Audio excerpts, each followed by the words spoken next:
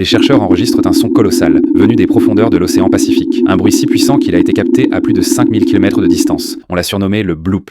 En 1997, ce son a été capté par des hydrophones de la NOAA, des micros sous-marins initialement installés pour surveiller les sous-marins militaires. Ce son n'était pas comme les autres, une ultra basse fréquence autour de 16 Hz, donc en dessous de ce que l'oreille humaine peut entendre directement. Pourtant, il était si puissant qu'il a été enregistré à plus de 5000 km de distance, grâce au canal acoustique naturel de l'océan. Le SOFAR Channel permet au son grave de voyager sur d'énormes distances. Au départ, les chercheurs ont cru à une origine biologique. Le spectre du son ressemblait beaucoup à celui d'un animal, mais à une échelle gigantesque.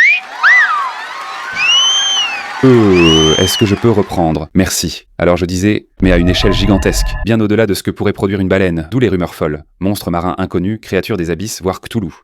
Des années plus tard, la NOAA a fini par résoudre l'énigme. Le bloop provenait en réalité de gigantesques craquements de glace, quand des icebergs se fracturent et se déplacent dans l'océan austral. Ces ruptures libèrent une énergie colossale capable de produire des sons comparables à ceux d'un être vivant. Mais ce ne sont que des blocs de glace. Le bloop reste l'un des sons les plus célèbres de l'océan. Ce n'était pas un monstre, mais la Terre elle-même qui gronde. À très vite sur Artemium, pour d'autres vérités étonnantes.